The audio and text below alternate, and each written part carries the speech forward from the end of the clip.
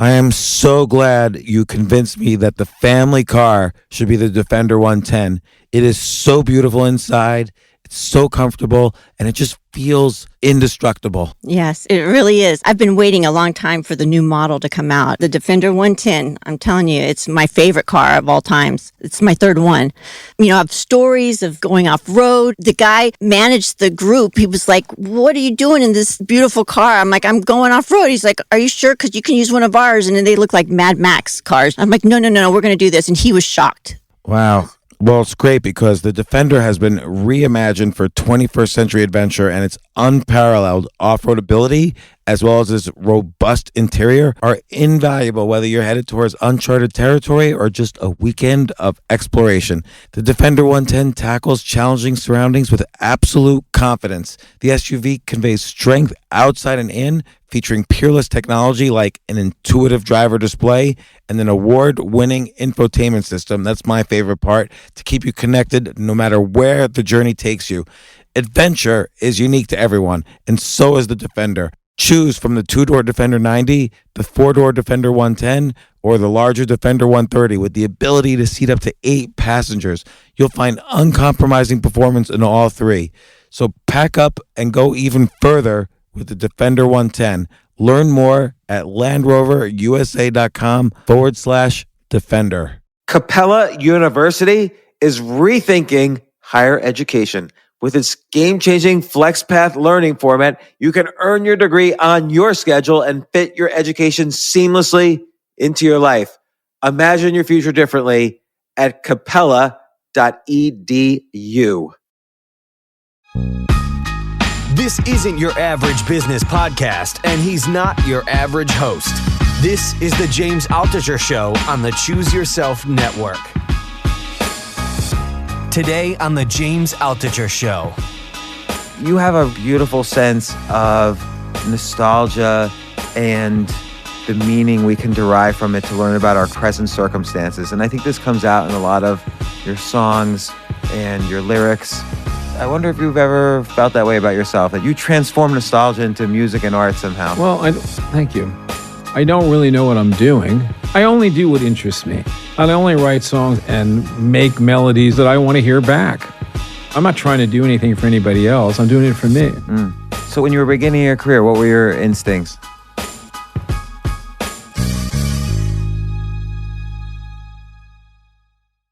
I've got on Don McLean, who you probably know him. Don, you probably hear this everywhere, but you probably know him from the beautiful classic song American Pie. But you've done 40 other gold and platinum records during your career. You tour all over the place. You have a new album coming out, Botanical Gardens, and you're going on tour, again, 30 cities you mentioned in Europe. Well, I'm always on tour. So, I mean, I have tomorrow I'm at the winery here in New York, and then I got 2 more shows, one in New Hampshire and one down in Virginia, and then I go on tour to England, and that's when the tour starts. It'll be like 2 months. And it'll be in England and Ireland, Scotland, and then with 2 nights in Tel Aviv at the end in June, and then back to my stateside schedule. And then October I'll go to Europe, and they're booking shows all in different European countries, and probably go to Scandinavia as well on that one. And it's like a 2-year world tour that I'm on. Don, you're 72 years old. I can't even imagine going to New Jersey to visit my mom. Like, how are you going on tour for 2 years? Well, doesn't it require like so much energy? Like, I'm sure you have people helping you, but just even flying around. You get more economical as you deal with the stresses as you've done this for many, many years in a different way than when you're younger. You know, if I had to think about this stuff when I was 30, I'd be nervous.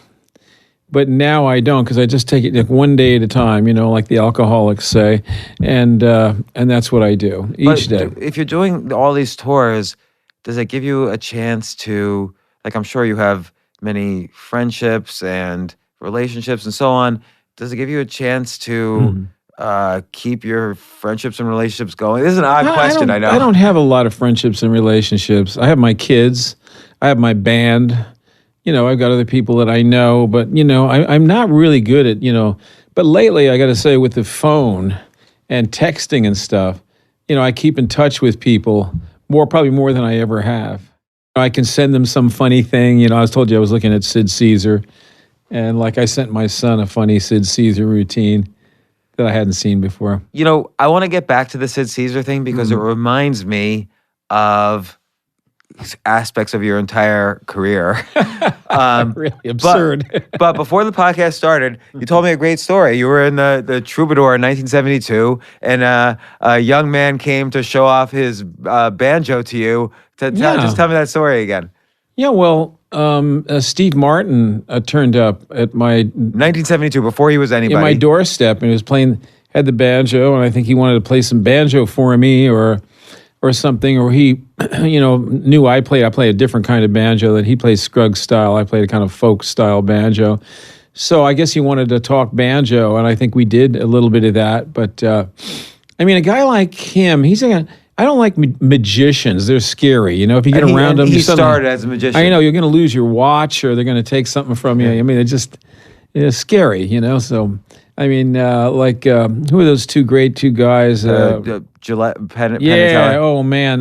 Those guys, I wouldn't want to be within a country mile of either of those guys. Penn Gillette's been on the podcast. He's a good guy. Amazing. So talented. So did you, when you saw Steve Martin, he played the banjo for you, did you say to yourself, this guy, there's something about him, he's got star quality? Like, did you notice anything special? No, I didn't notice anything. I just remember seeing him. And later on, I think I might have seen a routine. The funny thing is, in those days, I saw Dick Cavett at the Bitter End doing his stand-up routine. He wasn't even in television. He was a writer, and he was doing stand-up. I saw Richard Pryor being mentored by this guy who used to do this Sullivan impression, and I can't think of his name right now. Dick Gregory? Or no, he was I can't remember. He had glasses, really thick glasses, and he would do this. I was always on Sullivan doing Sullivan. Maybe his name will come to me as we go along, but he was working with Richard Pryor on his act. Do you remember any of the advice he gave Richard Pryor? No, but and then we're going to get into music, but I'm just curious. I was a kid. I didn't know anything about working on your act. All I know is I was trying to get the audience to bring me back for an encore, But these guys were they were doing it scientifically, They were working on the lines and, Steve, who's the guy? Frank Gorshin? No, it wasn't Gorshin. No, he was a one-note guy. He just did. So I'll remember him. I mentioned him in another interview, and I forgot him already. No, not Bowen Meter. That was Kennedy. All right. So I'll remember him. So again, you've done 40 gold and platinum records. I think almost everybody. Well, that's all over the world. See, I've had 3 number 1 records worldwide, like in every country of the world. So in all those countries, give me gold and platinum records. So that's how that number gets there. So, but by far, the American Pie album, 1971, you had American Pie and also the beautiful song, Vincent. Everyone, if you just hear the first, bye American Pie, everyone knows that phrase. They were really big. And then I had a third album where I put a song out called Dreidel, which did pretty well, top 20. It wasn't really a hit, but it got a lot of airplay. Then I put out an album called Playing Favorites, and it did nothing. But it had a song called The Mountains of Mourne, and that went to number 1 in England and Ireland. So that was a different, number 1 that I had that didn't do it anywhere else. And I suppose it bled over into Australia too, because there's a lot of English and Irish people there. And then I had a time when I was out of it for a while and made a couple more records. Then I made an album with Larry Butler, 2 albums, and I had Castles in the Air back on the charts in 81, and I had Crying, which was number 1. Now, in this whole period, what was your worst selling album? PrimeTime. I think it was my worst selling album. It was an album I did for Clive Davis, and I use the song now all the time. And it's a song about America as a game show, which is happening. So I sort of knew this was going to happen 40 years ago, and now it's happening. So I've dusted that song off, and I do it in the show, and it's a rock and roll song. And interestingly enough, 2 of the songs from that record, a song called The Wrong Thing to Do and a song called When a Good Thing Goes Bad, were both used by the very successful rapper Drake several years ago for a song called "Do It Wrong." I think you're even listed as a writer on that song, right? I am a writer on that song. I actually own a lot of that song now. So thank you, Drake. And so that album, served some purpose to somebody. So there's so many different directions I want to go, but I have to ask: do you ever get sick of singing American Pie at every tour I don't appearance? get sick of singing it. It's sad that I'm asked about it so much because they don't get into some of the other things that are there that are worthy of being talked about. But I understand people's desire to discuss this song, so I don't get in a snit over it or anything. I just try to please people and tell them something new that I can't imagine how I do it, but I often do find something new to say. Well, I mean, it's such a iconic song. It's about the transformation of. I mean, I'll say what I think it's about. I'm telling you, it's about the transformation of music and America between 1959 and 1969. Really, it really is. Those are only metaphors forever. I mean, it's not really located in that time period, specifically. It is and it isn't. In other words, it'll always apply to the direction that we're headed in. And I'm understanding about this stuff because when I met Johnny Cash, I asked him why he always wore black. So, we tend to ask these questions. What did Johnny Cash say to that? He sang me a song about all the questions people ask him. Just on the fly, he came up with a song like that? Well, he's kidding around. He says, I'm going to write a song about all the questions people ask me. Why do you wear black? Why do you, why is your friend Billy Graham? I don't remember the stuff he said. But, the reason, though, I feel like in a lot of your songs, through the decades, and even you just mentioned, you love Sid Caesar now. You have a really beautiful sense of nostalgia and the meaning we can derive from it to learn about our present circumstances. And I think this comes out in a lot of your songs and your lyrics. And I wonder if you've ever felt that way about yourself, that you transform nostalgia into music and art somehow. Well, thank you. That's good. That's a good remark, and I appreciate it. I don't really know what I'm doing, but I do try to. First of all, I try to sing about an idea that hasn't been sung about before. Secondly, I try to make a song that's unique, that I've never heard before. The melody is different, this lyric style is different, and all of that surrounds the different idea, the different notion, or complicated notion that I might have, or a very simple notion. So Wonderful Baby is not like Vincent, or Vincent is not like Castles in the Air. And they're all completely different. But yet they're me because I only have a certain limit. I have a limit to what I do. I don't do disco and I don't do, glam rock and I don't do all these things that are, that require long stretches of music. I'm very simple. It's all pretty much three chords. Except for the old stuff. I like old-fashioned popular music. I like rock and roll from the 50s, and I like folk music. And a lot of the rock and roll and folk music are very connected because they're close to the farm. All those guys were farm boys, every one of them, and they all sang in a folk blues kind of style. Do you feel there's a more authenticity to that? Like when their lyrics are kind of coming it's from... It's just all I understand. I mean, I don't really know how to play the chords, and I'm not interested in this other stuff. I only do what interests me. I only write songs about things and make melodies and write songs that I want to hear back. I'm not trying to do anything for anybody else. I'm doing it for me. I wanted to write a song about George Reeves, so I wrote Superman's Ghost. Why? I don't know, but nobody wrote about him. I thought he was an interesting... curious American story, and so I wrote about him. So it's, you said kind of almost two conflicting things in that you want to write about ideas that have never been written about before, and make the music around it using maybe a style or technique that's never been used before, and at the same time you say you like the same basic chords, you're very simple. So what's Well, that's why I'm an artist, because I can figure out how to use things, simple things, and make them into what I want. It's very specific, so it's not like anybody else. That's why I'm known. That's why I have my reputation, because I can do this. I don't know how I do it. If I could write a book, about it, I would, but I couldn't. Because I tell people I get things in on my radio. I'll go for a long time and won't write anything. And then something will come in on my radio. I'll sit up, start writing it down and sing it into a tape recorder. And it's a song.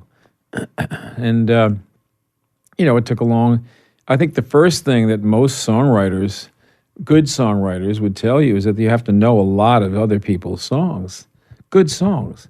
And I happen to choose that particular area and those particular eras because that is what interests me. I know thousands of songs in those, in those type of musical styles. I think a comment that's been made about you several times by many of the greats has been that you have this incredible music memory that you do. I do. I don't know how that happened. I can't remember my name sometimes or where I played or anything, but I have a musical memory that is, and I like it. I like trying to remember somebody that did something, and I like show business in general. I like the things that go on and the creativity in the movies and television and comedy. And like I said, and I love YouTube. The last few years, I really I'm glued to the telephone. I was always looking for one thing to the next, and wanting to learn about these people I always liked, but now I can actually find out more about them. Because, for years I liked Buddy Holly, but I couldn't find out a damn thing about him. In the 50s, early 60s, you could not find out anything about anybody.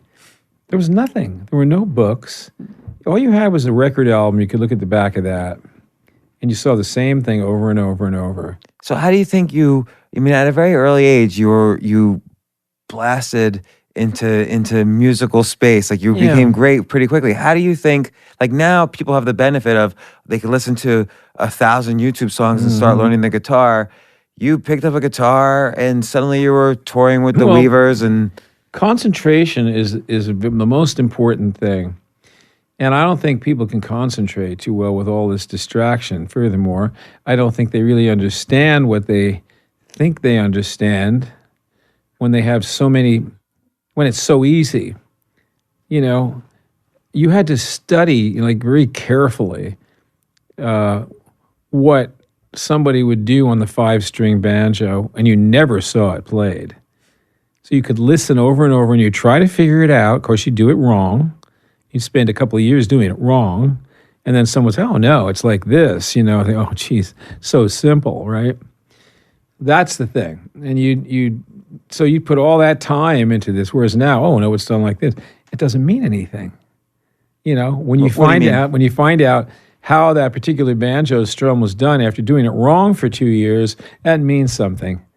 But if you have it all at your fingertips on YouTube and with all this technology that's available, I don't think the concentration isn't employed. And it's the same thing with writing songs. You have to think about this stuff, and everyone's in a hurry. You got to move in a timely fashion to reach your goals, but you can't be in a hurry. So what do you think, like the fact that people could superficially learn so much faster as opposed to what you did, which is listen to a banjo being played on the radio maybe and trying over and over and failing over. What and you still end up at the same point roughly or superficially. What do you think is the difference between the struggle that you experienced learning and the ease by which people learn today? Well, I think I focused my attention incredibly hard on a few things to do well, rather than having it splintered and going in a million directions and not doing anything that well. It's more important to do a few things very, very well than to do a whole lot of things in a half-assed manner. And that's a tough thing to get across because people are so anxious to impress each other that they don't spend the time learning. Look, for example, I would rather if I were to look at the piano and say, well, I want to learn to play the piano, I mean, that's a daunting task. I mean, you've got, Horowitz over here. You've got your son, you got the, what's his name? The seventh son, the guy over there, whatever his name was. I can't remember anything. You've got different kinds of piano players, okay? You got Steve Allen was a good piano player. You have people who are Fassel, who's the actor who was in Jaws, the second version of that Steven Spielberg movie with the dinosaurs. Jurassic Park. What's his name? Jeff Goldblum. Jeff Goldblum, good piano player. You have people who are facile playing the piano. Then you have people who are very clumsy and simple, and so there's all sorts of ways to go. It was simple for me because I only knew there was one thing I wanted to know how to do, and I kept working on that. I wanted to know how to, pick the guitar with a flat pick. I wanted to make a certain picking style with my, fingers. Not a Travis style, but my own thing. I was always working on that. And I wanted to learn how to blend the guitar with the voice. Vincent and Castles in the Air are good examples of that. Vincent especially. It's just me and the guitar, basically. Do you feel the guitar was more a vehicle for the things you wanted to say than vice versa? It took me a few years to realize I wasn't going to be Segovia. I wasn't going to be Carlos Montoya. I wasn't going to be, even Scotty Moore. I was going to be a guy that played. And then I met some great acoustic players in Nashville, like Ray Edenton in the 70s. And I said, I want to try to be a real good rhythm guitar player. I do other things, but so that's what I do. When I have a group and I drive that group with my acoustic, the bass and the drums drive the group. And there's a lot of things I do in there to do that. So, again, focusing down on, and then primarily I'm a singer and I happen to write songs. I'm not like a guy that wakes up and writes a song every day. But the songs you've written, they really are like poems. Well, they've accumulated enough of them to where I guess I'm seen as a songwriter. But I'm not a guy that has, 500 songs. I mean, I write an album every few years. I work on things, I have a bunch of stuff I haven't recorded, And then when you pretty early on, you also, I think, realized in my opinion, you realized the importance of you needed to be able to connect with other people doing what you were doing. So you reached out to musicians like the Weavers, and you continue to do that. Then Pete Seeger later in the 60s. Well, Seeger was the big one because he was so open and honest with me and completely, I could look through his files, I could sleep on his couch, he was... How'd you reach out, though, in the first place, these people? What gave you the confidence to do that? I didn't have to, it wasn't a matter of confidence, it was a matter of, this has got to happen. It was an obsession. I had to do that. I had to be there. I've always known where I had to be. It's the weirdest thing. Okay, so what does that mean? Considering that you think it's weird is what makes me interested. Well, I just knew I knew where I had to be in order to get this to happen. I knew this was going to happen. Meaning a career. I knew I was going to be, something was going to happen, and I was following an instinct that I had. I don't really do the planning thing very well, but I do have plans. I have instincts about where I have to be and what I have to do. So when you were beginning your career, what were your instincts? What were your... Well, I had to know the Weavers, so I called them up on the phone, like when I was 15. You just called up and said, hey, is Fred Mr. Weaver there? Who lived in Manhattan, and he's one of the greatest guitar players and singers ever. And he was very, very, very Manhattan, He was a little brusque, but he was also very sweet, very warm, very smart. And I was terrified of him, of course. Most people were. He was very forbidding. And he became very warm and loved me. I didn't call too much, but every month or two I'd call him on the phone. And he'd say, oh, yes, how are you, Don? What would you talk to him about? Oh, maybe a song I heard or how he played a certain thing on the guitar or how he maintained the instrument, sort of little basic baby shop talk little things because I didn't really know that much.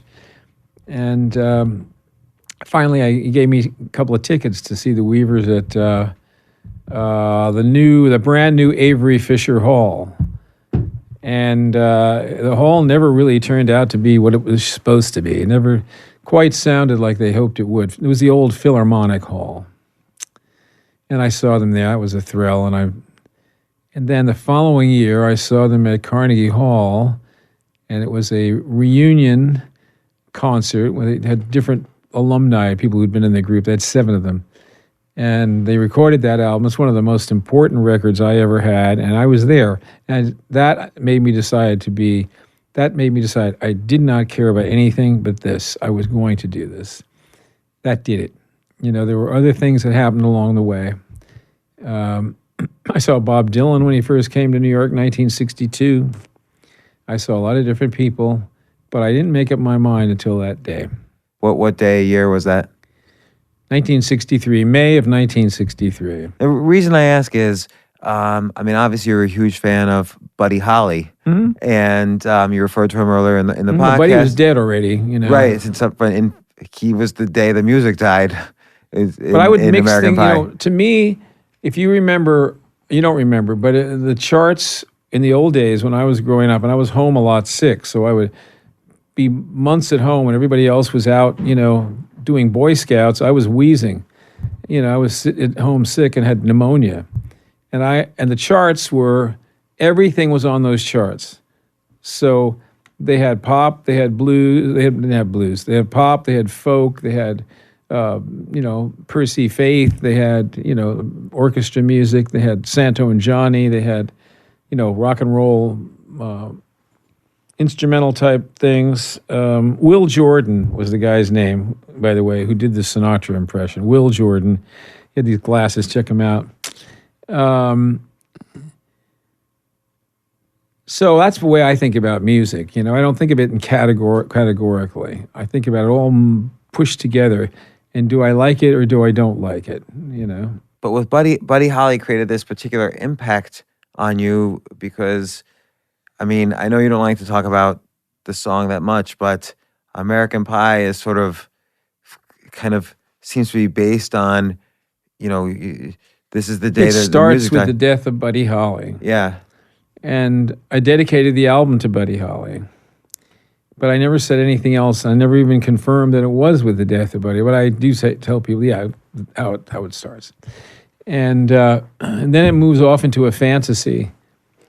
But it's a parallel thing. And if you look now, you've got this president, and you've got the kind of spectacle rock with not very much meaning in the music, but lots of fireworks and things going off. And right. So it's my theory continues to hold water for me, because here we are at this stage, and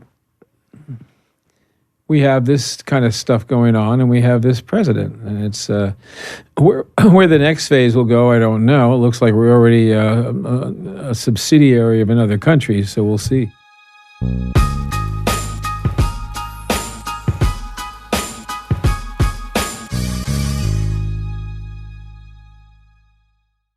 You know what I love about fantasy sports is that even though I'm not going to be a great basketball player or a baseball player or a football player or whatever, I feel like I get to participate and make decisions and use my knowledge of these different leagues or these different sports to compete. So it's like I can pick my team or I can pick my favorite players, and I could use my knowledge to make predictions and maybe even make money. So with the basketball season here, you can now pick combo projections across football and basketball from the Specials League on Prize Picks. This is a league created specifically for combo projections that include two or more players from different sports or leagues. Want to play alongside some of Prize Picks' favorite players like rapper Meek Mill and comedian Andrew Schultz, who's also been a guest on this podcast, and I've been a guest on his? You can now find community plays under the promos tab of the app to view entries for some of the biggest names in the Prize Picks community each week. Look, Prize Picks even offers a reboot policy so that your entries stay in play even if one of your players gets injured. For football and basketball games, if you have a player who exits the game in the first half and does not return in the second, that player is rebooted. PrizePicks is the only daily fantasy sports platform with an injury insurance policy. What? So I love playing it. I love anywhere where I can use analytical ability with my interests to demonstrate some skill and maybe make some money. And I like the game-like aspect. I do wish they had chess as a category on prizepicks.com, but I'll settle for what they've got. Maybe I should make my own fantasy chess league. But in any case, I love PrizePicks. Go to prizepicks.com/James. Use code James for a first deposit match up to $100. That's the easiest $100 you're ever going to make. So that's prizepicks.com/James and use code James. Daily fantasy sports made easy.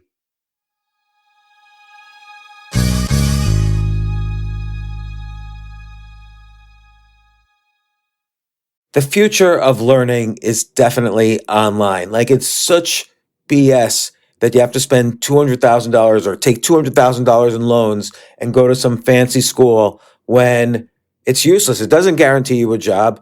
Most employers, including me, do not care about degrees or grades or anything like that. We want to care that you love what you're doing, that you know what you're doing, in some cases that you have experience or that you're willing to learn. But people in general love learning and are curious. Like, the key to success is curiosity. And I think masterclass.com is the perfect model for online learning. I'm really happy they're sponsoring this episode. If you're going to give a gift, give the gift of learning. Masterclass makes a meaningful gift this season for you and anyone on your list, because both of you can learn from the best to become your best, from leadership to effective communication to cooking.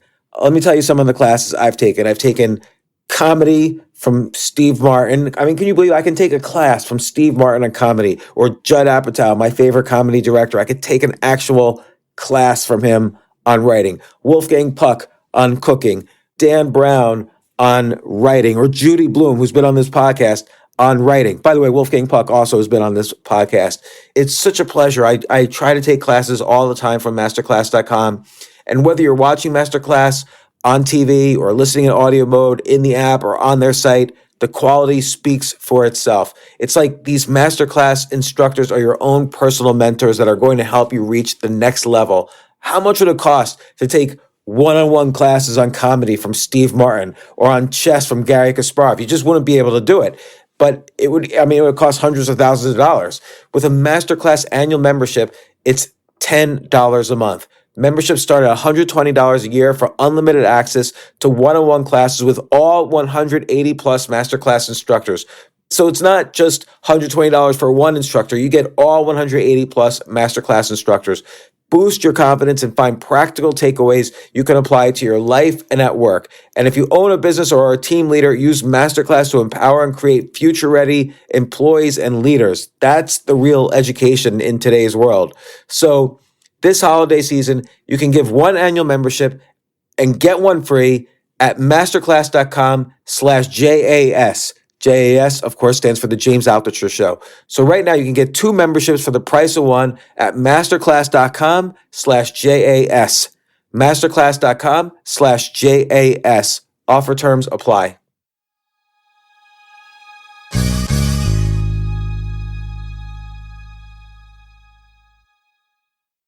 AI might be the most important new computer technology ever.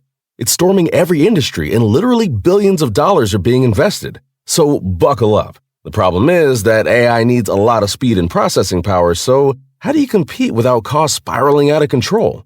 It's time to upgrade to the next generation of the cloud, Oracle Cloud Infrastructure, or OCI. OCI is a single platform for your infrastructure, database, application development, and AI needs. OCI has 4 to 8 times the bandwidth of other clouds, offers one consistent price instead of variable regional pricing, and of course, nobody does data better than Oracle. So now you can train your AI models at twice the speed and less than half the cost of other clouds. If you want to do more and spend less, like Uber, 8x8, and Databricks Mosaic, take a free test drive of OCI at oracle.com/advance. That's oracle.com/advance. oracle.com/advance. It's interesting to me, and it's not just for music, but it seems true in books, television, like almost movies, many forms of art. You take a song like American Pie or Vincent, these were iconic songs that are going to live forever. Like 100 years from now, people are still going to be thinking about and singing the song American Pie. And do you ever feel that for some reason, it's just not that era is over where somebody can make a song or a work of art that's going to last forever? Because of the lack of concentration. Do you think that's true, though? I think it is, and I think it's because of they can't concentrate. They can't concentrate because there's too much, as Mick Jagger says, useless information. There's Satisfaction is one of the great songs because it's useless information is wasting our time instead of focusing on ideas and making something that matters, to you, your own sandcastle. Your own little mud pie, whatever. So how would you, like, if you were, I know you say you don't really, you just tune into the radio and things come, but that's also because of decades and decades of experience and sitting down and doing the work. But if someone's young today and they're listening to this and they want to say, how do I cancel out the noise? How do I build that concentration? How do I learn to tune into the ideas that are important to me so that I could then express them in a unique way? You can't cancel the noise out. You have to learn to concentrate with the world as it is, because there was other noises back, in times past that needed to be canceled out. So you can't change the world. You have to find a way to focus your mind and your energies on concepts that interest you. Like higher concepts than today's headlines. Oh, there's a lot of stuff in the headlines, but you have to be able to figure out how to turn it around and get a hold of it. And that's where the art comes in. I can't tell someone how to do that. You've got to figure out someone to take, for example, a song that Seeger used to sing. It's the title of an album called As Long as the Grass Shall Grow. Now, that's a beautiful idea because the grass, will always come through the cement and come through the tar, and it'll always grow. And no matter how much stuff you put on it and how big the cities are and everything else. So that's the idea, is coming up with something that's powerful metaphorically or symbolically. And, Bob Dylan would write protest songs, and the times they are changing. But he also wrote The Lonesome Death of Hattie Carroll, and talk about a racist killing. And so you would use that. You have to know how to find the right way to get a hold of an idea without being pedantic about it and just making it obvious. Do you think the world is too pedantic in the sense that everyone just shouts their opinions at each other? Poetry is not dead, but it's on life supports. I mean, there's not a lot of poetry in the world.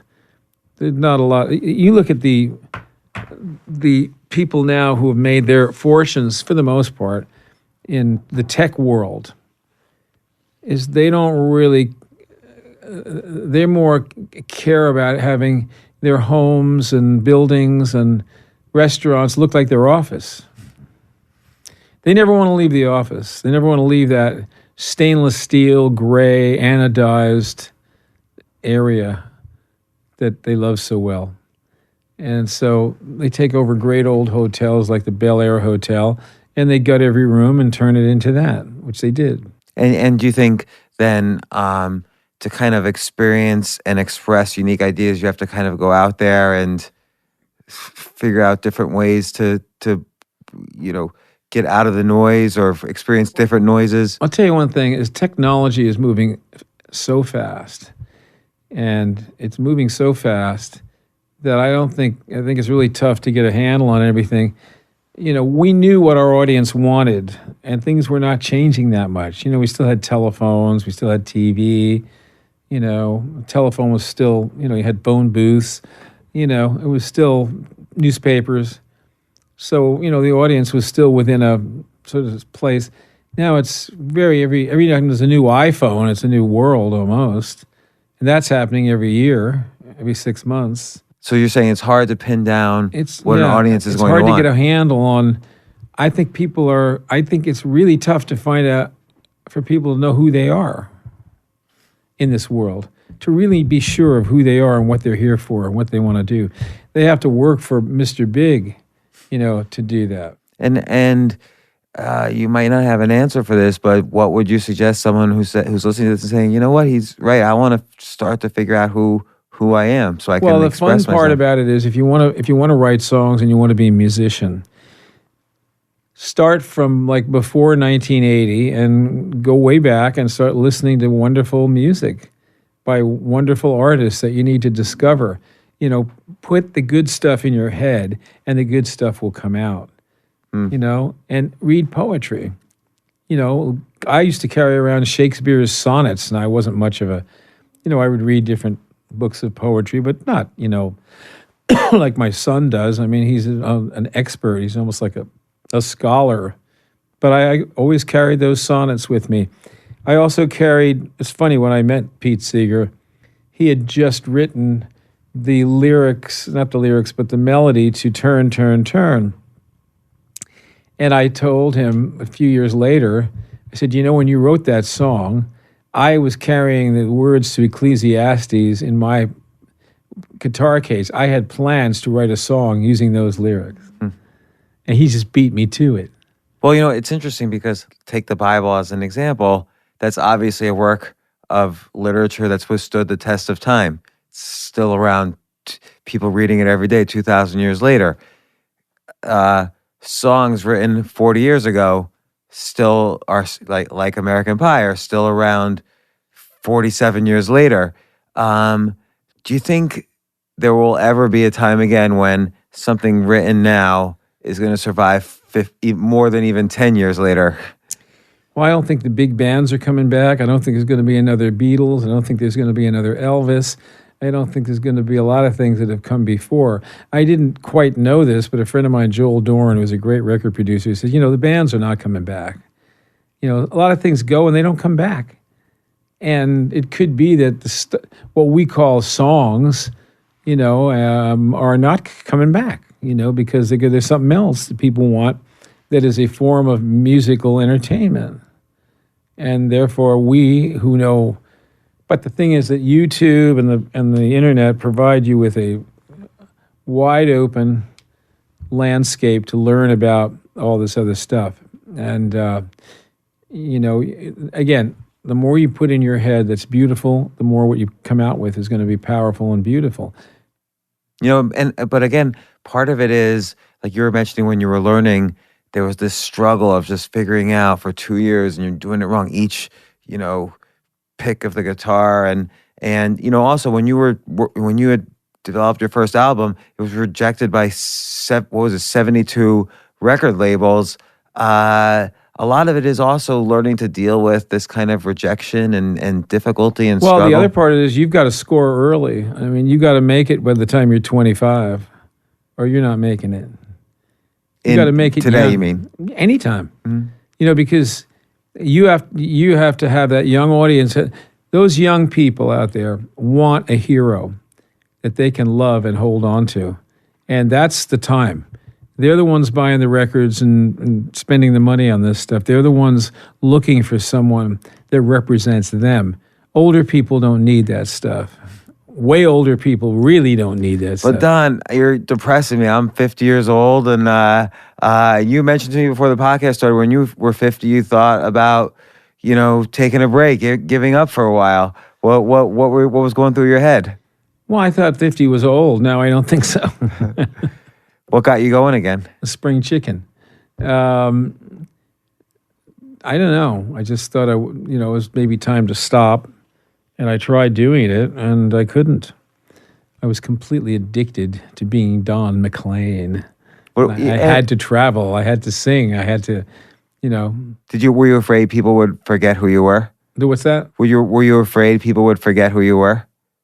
Still can't understand one. Were you afraid that people that your voice wouldn't be as No, relevant? not that they would forget, but that I would not be myself because I have to sing in order to be me. I got to be me, quote Sammy Davis. I got to be me. I got to do my thing. And I realized that. And from that day forward, there was no turning back. I realized I got to be me. I got to do it. I got to write. I got to sing. I got to dance, whatever. I have to do this. I didn't, you have these realizations. I mean, I've been doing this since I was 15. I never did anything else. I never had a job. I never worked for anybody. I never had a boss. I've been my own boss since I was all my life. So I thought, well, I'm doing this. I'm getting tired of this or bored with it or something. Maybe I'll quit. Quit and do what? That's what happened. I said, you better. I went back being so thankful to have work, and it's never a day since I was 50 did I ever not want to get to the next gig. Well, and now, of course, 72 years old, you're releasing a new album, Botanical Gardens, and you're going on the next 2 years of touring. Like, you have incredible energy. How was it like writing the songs for this album? Well, I'm sticking to an area that's fairly universal, which is longing and romance. So it's not like I'm talking about technology or talking about anything that's current. How do you say something new about romance? How do you say something new about romance? Whoa, that's easy. The French do it all the time. They write hundreds of movies about romance, and they always come up with new angles. That's easy. The hard part is writing about, the stuff like you said, what's going on now. Ooh, who can figure that out? So I may come up with something. If the record company wants another album, I'll start, sifting around in my brain and start thinking. When people cover American Pie, does it ever upset you? No. I'm delighted. Like when Madonna covered it? I like everybody doing as much. I don't get, humongous covers, but I get a lot of recordings of things, and I'm glad for every one of them. Mm-hmm. Oh, I love Madonna. I love Madonna. What about Weird Al Yankovic's? The what? Oh, I love Weird Al is the greatest. His was terrific. That was a big boost for the song, and funny as hell. He's really good. Well, Don McLean, singer, writer, performer of many songs, but you're probably most known for American Pie, which has been one of my favorite songs since I was a little kid, of course. And your new album, Botanical Gardens, I still can't believe you're putting out such great work. What is this, your 5th decade of writing music? It's incredible. Thank you. And going on tour, I encourage people to find you. Where can people find the tour guide, the tour list? You can find that on the website, the official website of Don McLean. You can find that on probably Polestar, one of those touring sites. There's tour dates of Don McLean. The website's the best place, though, because they have all the sites, all the shows around the world. Mm-hmm. All right, well, thanks so much for coming on the My podcast. pleasure. And I hope I didn't ask too much about American Pie.